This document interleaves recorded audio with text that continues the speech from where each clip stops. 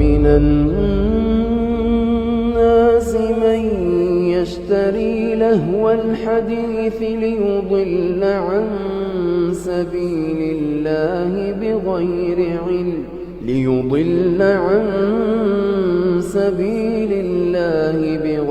علم ويتخذها هزوا أولئك لهم عذاب مهين وإذا تتلى عليه آياتنا ولى مستكبرا كأن لم يسمعها كأن في أذنيه وقرا فبشره بعذاب أليم. Everybody likes music. Everybody enjoys music. Everybody enjoys singing and dancing and being cheerful. So why would someone say it's haram? It's very simple. To know the ruling over something, we have to go back to the Quran and Muslim. We are Muslims. We have to go back to the Quran and to the Sunnah. Do we get our religion from out of the Quran and Sunnah? No. If you go to the Sunnah, the most authentic book for Muslims, any Muslim Sunni, you would ask him, he would say Sahih al-Bukhari. This is the most authentic book on earth after the Quran. And in Sahih al-Bukhari, the Prophet ﷺ tells us that there will be people of my ummah making haram things halal. And they would make adultery, fornication. They would make silk. They would make consuming intoxicants, khamr. And music instruments halal. 4 things. The Prophet ﷺ told us that there will come people who would make these haram things halal. So the Prophet is the one who told us that music is haram. And the evidence behind it is overwhelming. There is no scholar on earth, Muslim scholar, that allows you to listen to Beyonce and Madonna and Michael Jackson and those. That is completely out because, number one, it's dirty, it's filthy, the lyrics are horrible, terrible. They encourage you to move your body and to shake your thing, as they say. May Allah forgive us, really. You move your body, you are sexually hyped up. So it's a dirty industry. Ask those who are in it. It's filthy. When you hear about music, you hear about how to attract the opposite sex, and it's all about love and all about, your emotions. And so at home you're not happy. When you go to work, you see someone you're working with and you're busy thinking, ooh, the music fits exactly here, and so on. Things are happening. People are tampering with our minds. The power that music has on humans' mind has been well documented for thousands of years. Hundreds of scientific studies have proven that music can have a profound effect on human emotions, sensory perceptions, and behavior. In 1839, Heinrich Wilhelm Dove made a fascinating audio discovery when he uncovered this strange phenomenon of binaural beats, which are special frequencies within music that affect how brainwaves behave and consequently our mood.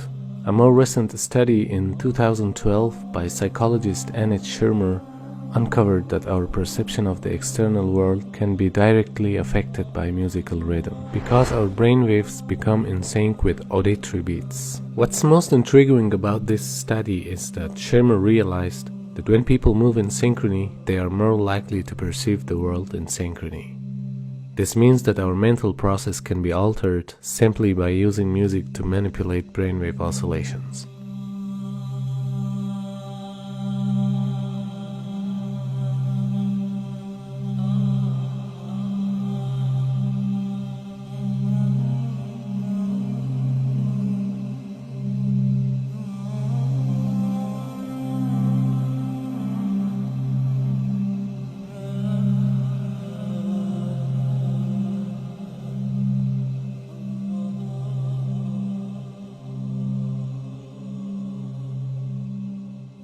Music touches the limbic system, or the emotional system of our brain, which actually, though slower than other parts, can overwhelm all of the other parts. Think about how we lose our mind when we fall in love. And we literally do, because of the power of the emotion.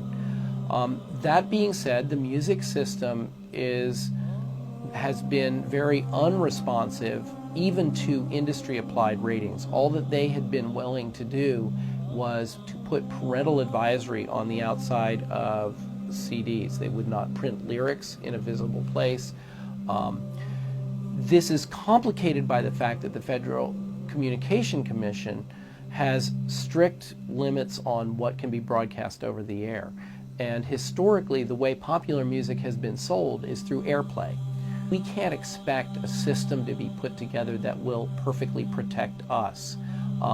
We need to protect ourselves. We need to be aware that these media change us and affect us. And we need to actively understand what they're doing, how they're doing, and make choices of whether we want that to be done to us. I think nowadays music is probably one of the easiest means to lose your moral sense. Music is audio pornography today. That's what it is. It's explicit, it's shameless, it's vulgar, it takes your sense of humanity away from you, it makes you look at women as objects, worse than objects, worse than animals. And these people are talking about women like they're talking about, an animal, really. And when you constantly, listen to garbage like that, then you get deviated. And you don't find pleasure except in disobedience to Allah, and that's the sign of a sick heart.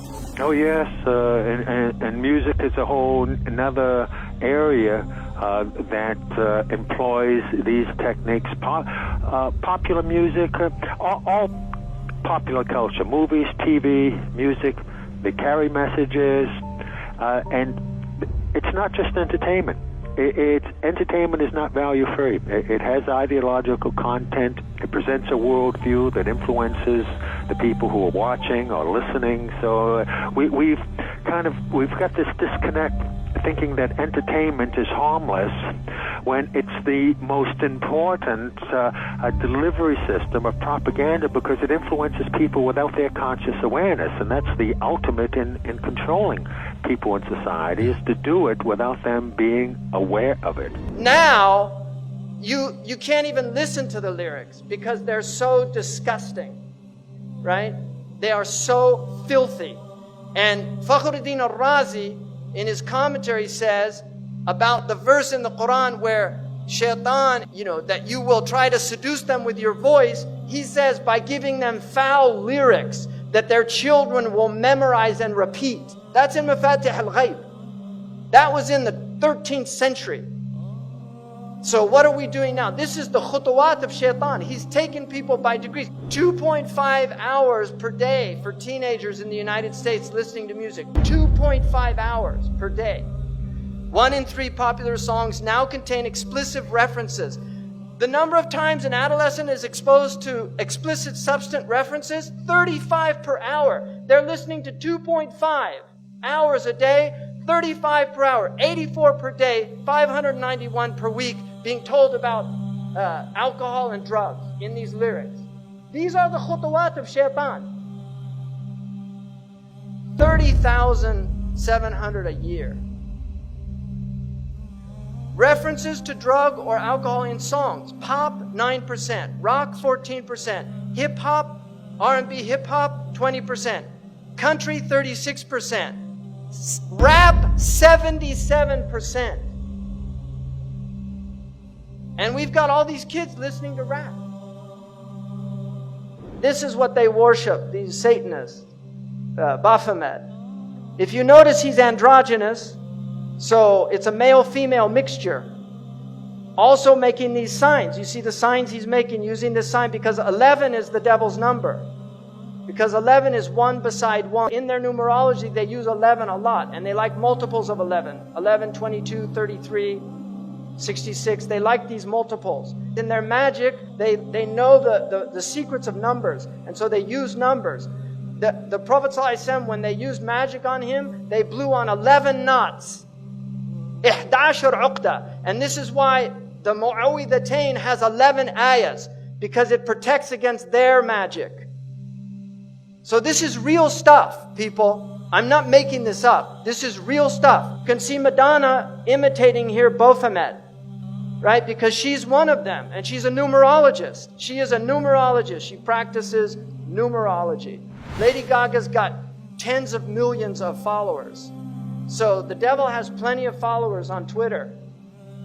Now this man over here, LaVey, started the Church of Satan.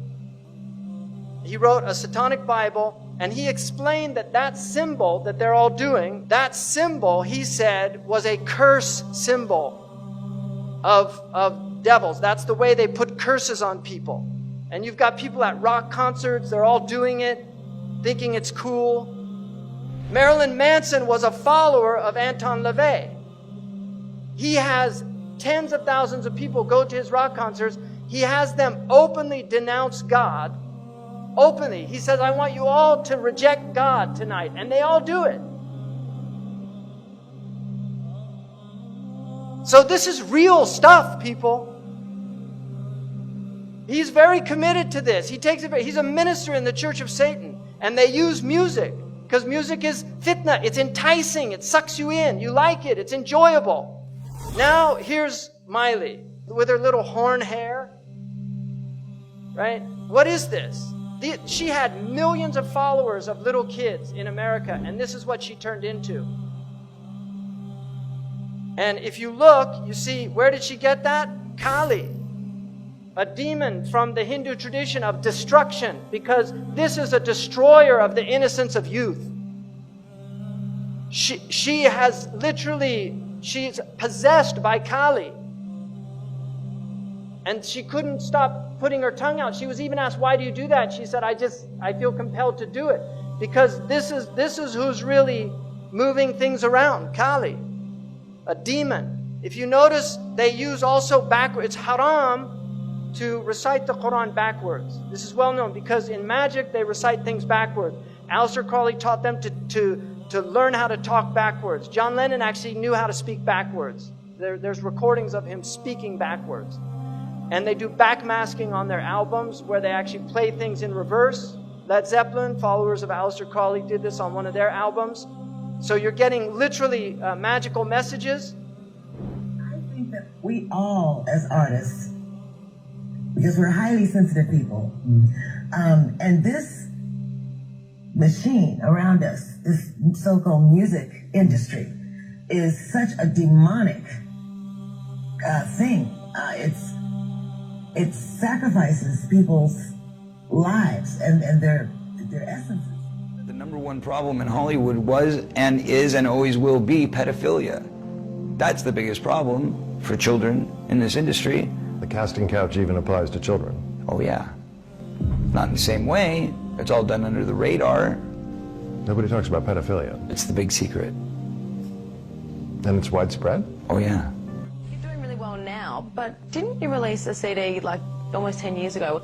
Yeah, I mean, I released a gospel record when I was 15 because I grew up in, a household where all I ever did was listen to gospel music, and my parents are both traveling ministers, and so I kind of sang about, what was going on in my life at 15, and that's how I got introduced to the music industry. Because I swear I wanted to be like the Amy Grant of music. Yeah. But it didn't work out, and so I sold my soul to the devil. I sold my soul to the devil. I know it's a crack deal.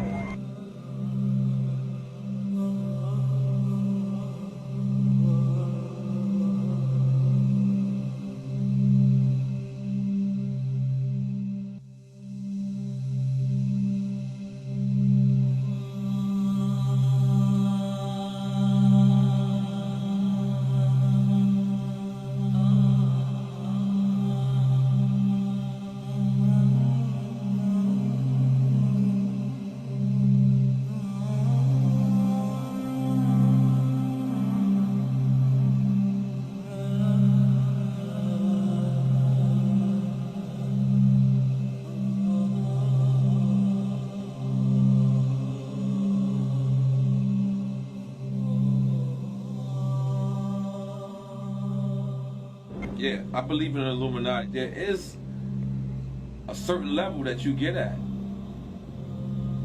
that you can't go no further unless you're aware of certain things. And I'll leave it at that.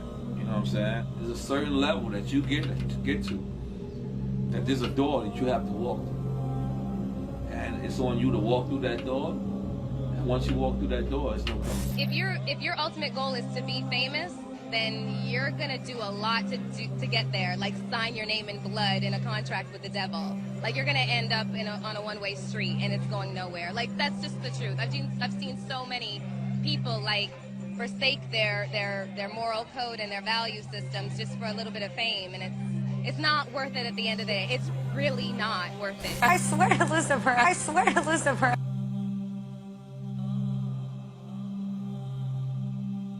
We're seeing a society that not only has a lot more people of lower IQ, but a lot fewer people of higher IQ. In other words, a dumbing down, a chemical dumbing down of society. So everyone's sort of mediocre. That leaves them dependent on government because they can't excel. We have these people of lower IQ who are totally dependent. Then we have this mass of people who are going to believe anything they're told because they can't really think clearly. And very few people of very high IQ who have good cognitive function who can figure this all out. And that's what they want. So, you know, you can kind of piece it together as to why they are so insistent in spending so many hundreds of millions of dollars of propaganda money to dumb down society. Now you see in the West, people listen to music all the time. They're always plugged in. They get in their car, they turn on the music. They walk, they put in their earphones and they listen to their music, and people have long playlists. They spend a lot of money on these things, and so they're lost. They don't have free time to think anymore because their lives are filled with sound. So the demons have immense tools that they've never had before, and they're using them very effectively.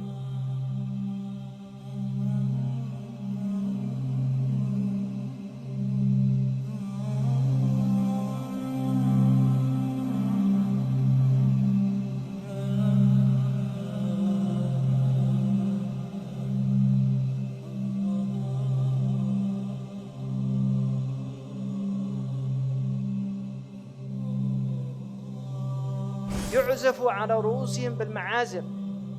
Musical instruments will be on their heads. How did he know about that? That's what it says. I didn't make that up. It says they'll have ma'azif على رؤوسهم ma'azif. On their heads are musical instruments.